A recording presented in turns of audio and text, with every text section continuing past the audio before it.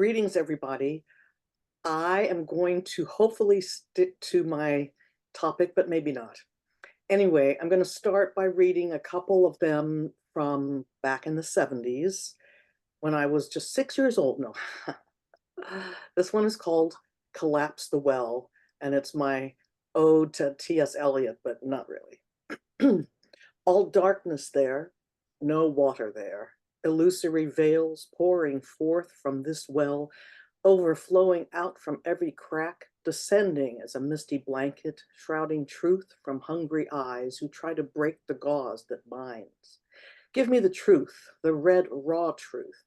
I've had such pain, even make-believe pain, but only the beautiful pain of truth can do. The sword will lance the steely net, and gashing holes of blinding truth will suddenly open and explode, unfolding the intricate, beautiful flower, letting rays of sunlight pour through, and crystal dust will dance in the light, so bright will it be, so bright. And searing truth will turn to white, all calm and smooth, slow motion emotion. A steady inner lying cell will grow and multiply in strength and creation until all gone is anger, all gone illusion, all cast aside by pureness of white.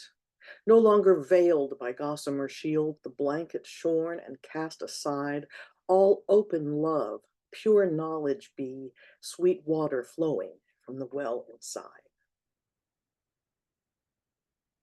I live in a house on stilts. The floorboards lean back down towards earth.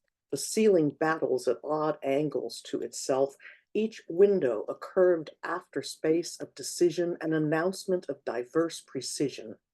My tabletop glistens by the electric light, a golden glow emitting from Chinese pink-flowered device, and my icons enumerate themselves to themselves, meeting in unlikely corners. They nod hello to all the barren spaces, hoping to spark their inner flames. Books, papers, fabrics, records, transfiguring of the wooden vestibules into an earth-plane existence. They pretending to be inanimate, and I pretending to be human. Camera photos lying around, eating up dust and making a new and different pigment. My library of Akashic records multiplies each day, according to the frequency of the US mail. Devotional trinkets are stored on the table sides, waiting for the perfect actor to use them in some unknown ancient ritual. Come into my rooms and see my paintings, vast historians of my dreams. They'll tell you of all the hidden meanings. A nightmare's excursion can best be described by the crystal clear light of day, and my rafters hold innumerable visions. So that was me in the 70s, and this is me more recently. It's called Word Bitch. Bitch, yeah, I'm a bitch because I got an education. And yeah, I'm a bitch because I know how to spell. Witch? Well, of course I'm a witch. Halloween is my favorite because sure, I'm a witch. I'm a sorceress, can't you tell? Why am I this way? I don't know. Why are you you? And what am I trying to say? Maybe that my brain still works and I'm feeling really, really pissy when you fuck up all the words. Punctuation is at an all-time low. Punctuation ain't even scheduled, don't you know? And if I see your, spelled your, without the apostrophe one more time, you'll be able to tell your grandkids you heard a poet actually shat her pants online as a revolt, as a demonstration, a testament to real pronunciation and my own personal commitment to enunciation. After all, I took a radio and TV announcing class, so I'm supposed to know what I'm talking about. I'm an expert source. So, bitch, yeah, I'm a bitch because I got an education. And sure, I'm a bitch because I know how to spell. Witch, oh, hell yeah, I'm a witch. Halloween is my favorite. Sure, I'm a witch. I'm a sorceress. Can't you tell? Over 40. 60 plus goddess, now accepting lovers, must be over 40. All those under need not apply. 60 plus goddess seeking quality lovers must be democratic. Any of you repubs need not apply. Are you experienced as the great Jimi Hendrix? Are you ready for a real foxy lady? 60 plus goddess. Yeah, bro, I'm your new babe. I'm your cuff, your old lady. Remember when we were called his old lady? Before it became cool to be considered a cougar? Before that word was even born out of the mouth of some actual old lady, obviously still horny, but discriminating enough to eject those men who were, a bit pruny. Men who couldn't keep it up without a huge Viagra dollop. So when younger men were invented as being socially acceptable, that's when I first woke up to all the possibilities. 60 plus goddess, now accepting lovers, must be over 40. All those under need not apply. This one's called The Z Girl. This was from the very late 80s. I did it for a comedy um, improv group, so we had to do something. So my name is Zandra. I come from the planet Xenon, which is exactly 2 zillion light years away from your Earth. I'm a zoologist and I specialize in zebras. I have been told that I am the best. You see my ring? It's zircon, and look at my fillings. They're zinc. Up here on Xenon, we're a pretty zany bunch. We like to dress up like zombies and study the signs of the zodiac. Do we particularly practice any religion, you may ask? Well, yes, Zen. Now, we're also a very literate group. We enjoy the social antics of your comic strip hero Zippy and reading the works of Emile Zola. Up here, we also get closed circuit TV, and I just love eating fried zucchini and watching movies on your Z channel. My favorite show, you guessed it, Zorro. And due to the time-space continuum on Xenon, we get to see live rock and roll groups perform that you Earthlings no longer have access to, like Ziggy and the Spiders from Mars. Now, you may inquire, what do we do for sex? Well, last year my father, the illustrious Zetar, single-handedly took off with great zest to your planet in the Zephyr 2. Yes, of course he remembered to take a zoom lens. Anyway, he was on his way to Zurich to bring us back some chocolates and zircons, but he got a little overzealous and decided to take a detour to Zanzibar when suddenly he heard this loud zing coming from the engine room. The Zephyr 2 started zigzagging out of his control, and he ended up in all places in Zambia. So, as not to come back empty-handed, he used his trusty zip gun and brought us back an entire tribe of young, strong, strapping Zulus. So much better than chocolates and zircons, don't you think?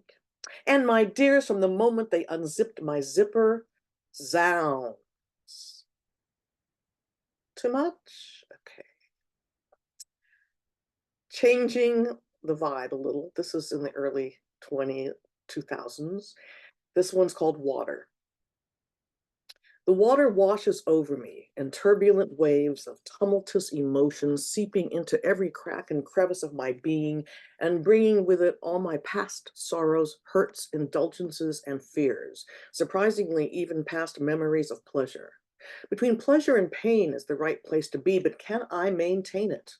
Usually, I am sucked up and thrown out into the water, knocked off my feet, landing in an abyss of feelings. These feelings aren't always welcomed. These feelings aren't particularly easy to fathom. My emotions erupt into sharply cut diamonds of despair. Sometimes I want to escape them and go back into my mother's womb where all my needs were met and where my beingness was much more self-contained, not so openly displayed for all the world to see. Like a big, great gashing scar bleeding from a deeply rooted, ever-festering wound, the water seems to bruise me, then cleanse me if I don't succumb to being sucked up into it. If instead I can allow it to wash over me as I hang on to the great rock of spirit.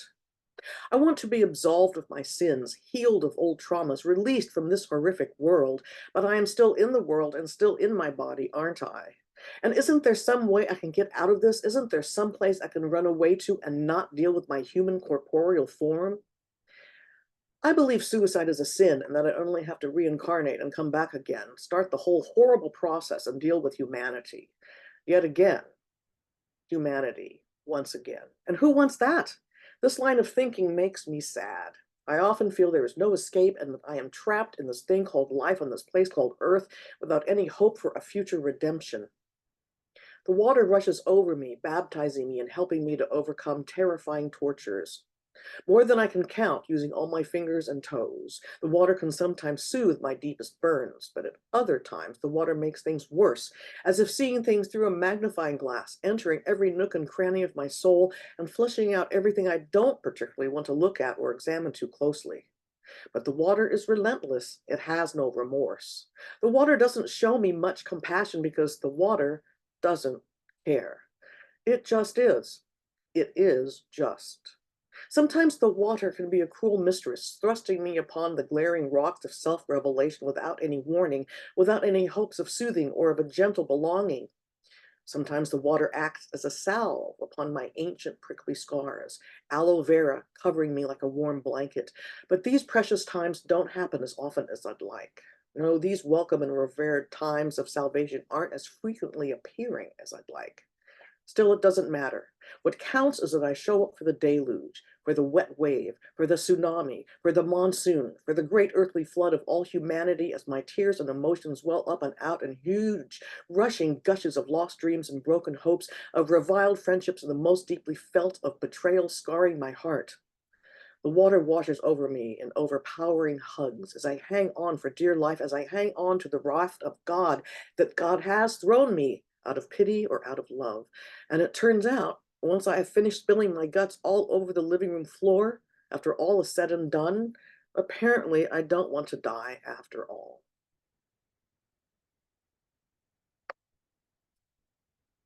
Equilibrium. Equilibrium, equitable, equinox, equifax, equality and electricity, equilead, lithium, the scales of freedom and lady liberty, transformation of the Akashic records through modern day technology. Because I'm at the TV screen. I'm at the TV screen. I'm watching movies, not one or two, but three. See, I can change the channels and watch all three. That's how my attention span goes. That's how my attention span flows. I'm watching TV news. I'm watching TV news. See, I can change the channels and watch all three. That's how my attention span goes. I can change the channels intermittently so I can watch CNN, MSNBC, and BBC. That's how my attention span flows. Did I mention that I have three TVs? So actually, I can watch up to three scary shows, one, two, and three, and just look back and forth between the three. I'm at the TV screen. I'm at the TV screen. I'm watching scary movies, not one or two, but three. That's how my attention span goes, and that's how my attention span flows. I'm watching comedy shows. I'm watching lots of TV news. I'm watching super scary movies, not one or two, but three. See, I can change the channels intermittently. Equilibrium, equitable, equinox, equifax, equality and electricity, equilead and lithium, the scales of freedom and lady liberty, transformation of the Akashic records through modern day technology. So this one, I think, fits into my theme of social stigmata. I wrote this when I lived in Port Townsend. And I don't know if you're going to like it or not. It's how I felt at the time. Hardware. I like going to hardware stores. In fact, I love going to hardware stores. They're the only place I can pretend that I'm a man and really throw my weight around.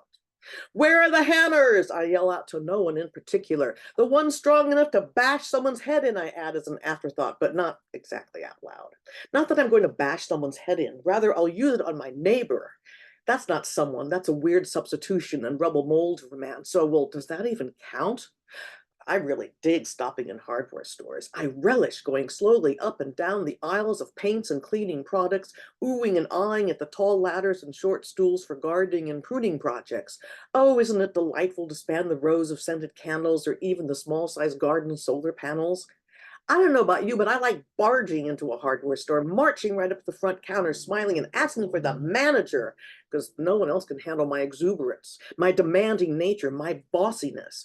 Only the manager can exhibit enough intelligence to actually make an executive decision to give me at least a 10% discount just because it's the easiest way to get rid of me. I need a big bag of potting soil, I scream at the dodo bird girl standing in front of me. You see, the manager wasn't actually available then, so now I have to deal with her.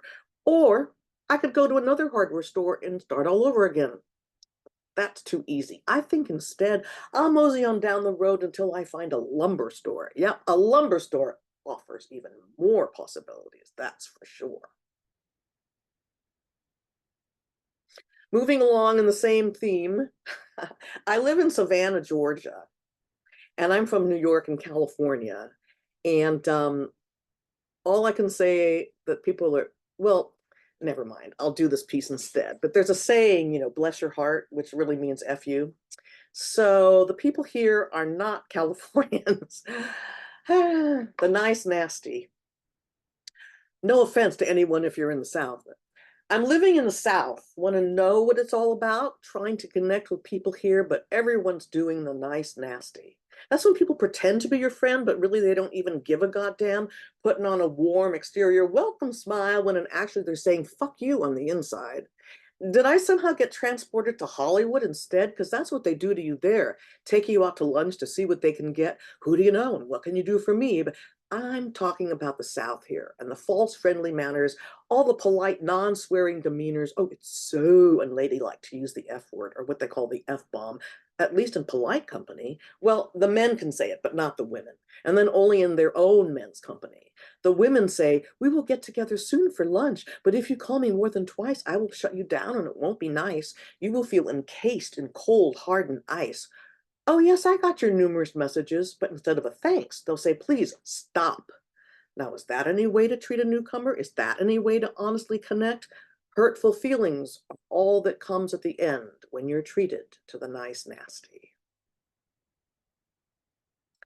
Dust. So what's up with dust anyway? Is it God's biggest joke on us, creating useless airborne dirt just to watch us scurry around with our feather dusters and dust busters and dust mops and dust claws, bending and twisting and reaching up, turning and swish, swish, swishering. Now it's clean, swish, swish, swishering, and now it's done. Well, for another week at least. I haven't vacuumed since this past December.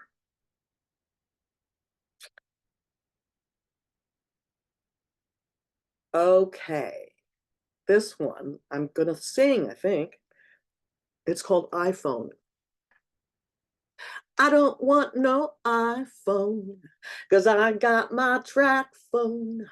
I don't need an iPhone, no radiation for me, I'll never get an iPhone, 'cause I love my track phone. I call cabs on my flip phone. I still love my 4G. I won't buy no iPhone, loyal to my track phone. I'm afraid of those iPhones, no brain tumors for me. I don't get those iPhones. Give me my simple track phone. Flip it up, punch the numbers in. It's easy as 1, 2, 3. I don't trust your iPhones. Happy with my little track phone. I don't buy no upgrades like iPhones 10 to 33. I won't switch to any iPhone.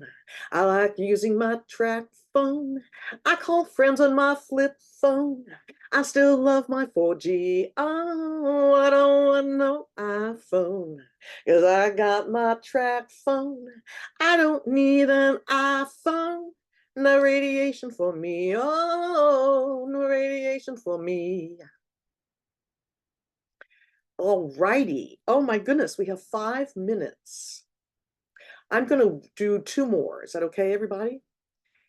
Oops, I just lost the page of people. Okay, this one is called Coffee Grounds. I like coffee, so I am awash in a sea of used up coffee grounds, walking through waves of sticky, tepid, almost tar brown. And will they really help my garden's growth, or is it the love from my heart I choose to share and bestow? Coffee grounds, a lie, a myth, or environmentally friendly? After I've enjoyed my cup of morning coffee, I think of eggshells and maybe I should start saving those. I've heard eggshells can also be important factors in my garden's growth. Shall I get some from underneath my hands and go crack, crack, crack? I could make a nice mix, a blend of blue and beige, brown and white, soft and hard, coming together to make a gardener's delight, full of vitamins and nutrients and lovely organic matter. Oh, I can't wait to taste the pungence of my veggies and salads. These coffee grounds, though, also bring up a different inner chatter, that of my past and thoughts of impending failure. After all, I am an old soul, and now my body has become almost equally as old, resembling the murkiness of thick brown coffee gunk.